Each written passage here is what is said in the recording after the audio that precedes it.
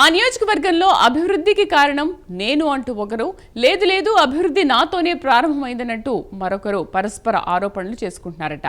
నీ పాలనంతా అవినీతిమయమని ఒకరంటే, నీ పాలనలో దండుపాళ్యం టీంలు ఏర్పడ్డాయని మరొకరు మాటల యుద్ధానికి తెరతీశారట. అభివృద్ధిపై చర్చకు సై అంటే సై అంటూ తాజా మాజీలు సవాళ్లు విసురుకుంటున్నారట.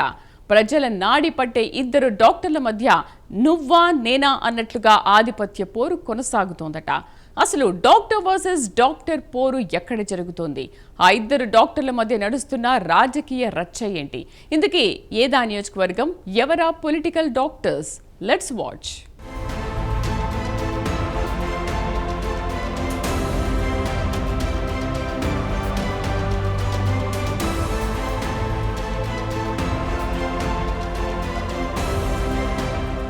పల్నాడు జిల్లా నర్సరావుపేట నియోజకవర్గం పెద్దగా పరిచయం అవసరం లేదు. దివంగత నాయకుడు కోడెల శివప్రసాద్ రాజకీయ అరంగేట్రం ఇక్కడి నుంచే చేశారు.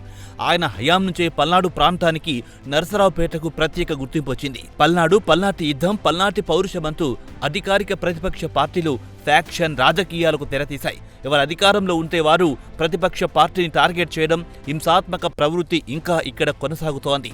నర్సరావుపేట నుంచి 2014-2019 ఎన్నికల్లో వైసీపీ అభ్యర్థి గోపిరెడ్డి శ్రీనివాస్ రెడ్డి వరుసగా 2 సార్లు విజయం సాధించారు. 2019లో గోపిరెడ్డిపై టీడీపీ నుంచి చదలవాడ అరవింద్ బాబు పోటీ చేసి ఓడిపోయారు. అప్పటి నుంచి ఇద్దరి మధ్య ఉప్పు నిప్పు లాంటి పరిస్థితులు ఏర్పడ్డాయి.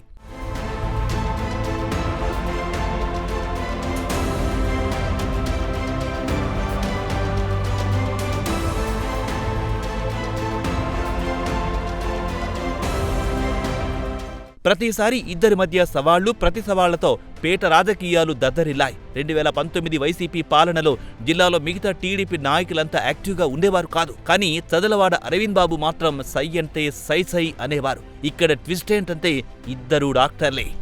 నర్సరావుపేటలో ప్రముఖ వైద్యులు వీరు. 2019 నుంచి 2024 వరకు అనేక సందర్భాలలో అప్పటి ఎమ్మెల్యే గోపిరెడ్డి శ్రీనివాస్ రెడ్డికి, చదలవాడ అరవింద్ బాబుకు మధ్య అనేక వివాదాలు చోటు చేసుకున్నాయి. పలు సందర్భాలలో వైసీపీ శ్రేణులు, టీడీపీ నాయకులు, కార్యకర్తలపై పరస్పర దాడులు చేసుకున్నారు. టీడీపీ కార్యకర్తలపై అనేక మార్లు దాడులు జరిగాయి. చదలవాడ పీఏపై దాడి, ఆయన వాహనానికి నిప్పు పెట్టారు.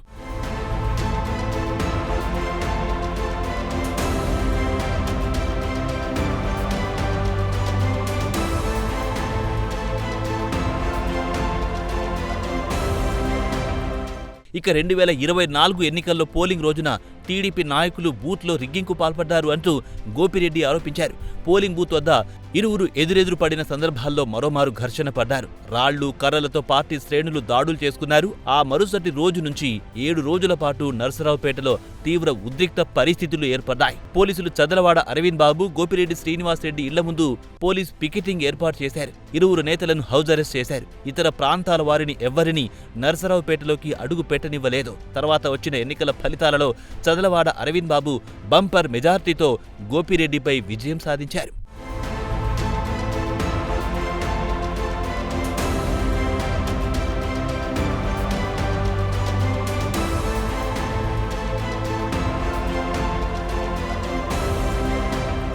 కూటమి అధికారంలోకి వచ్చిన తర్వాత గోపిరెడ్డి శ్రీనివాసరెడ్డి కొంత సైలెంట్ అయ్యారు. అయితే వైసీపీలో గోపిరెడ్డిని వ్యతిరేకించే మరో వర్గం యాక్టివ్ అయ్యింది.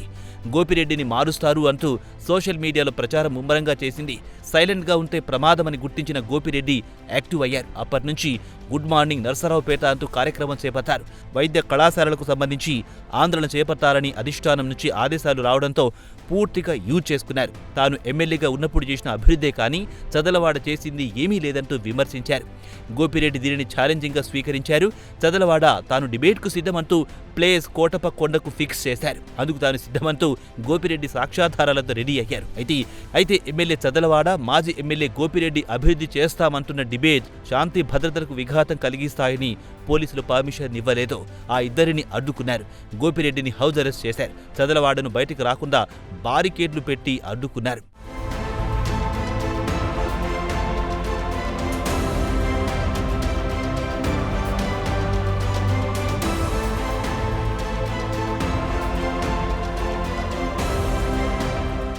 అయినా వీరిరువురి వ్యవహారం ఆగలేదు.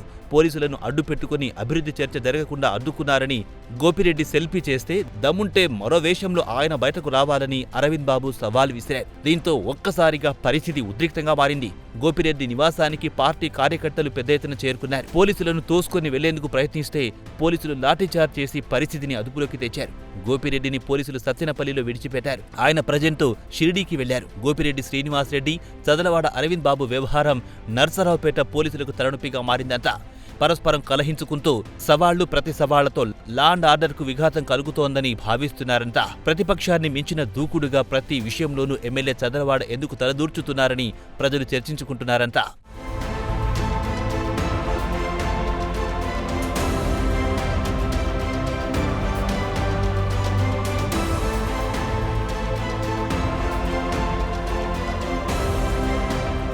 మొత్తానికి అధికార ప్రతిపక్షాల సవాళ్లు ప్రతి సవాళ్లతో నర్సరావుపేట రాజకీయం హోరెత్తుతోంది.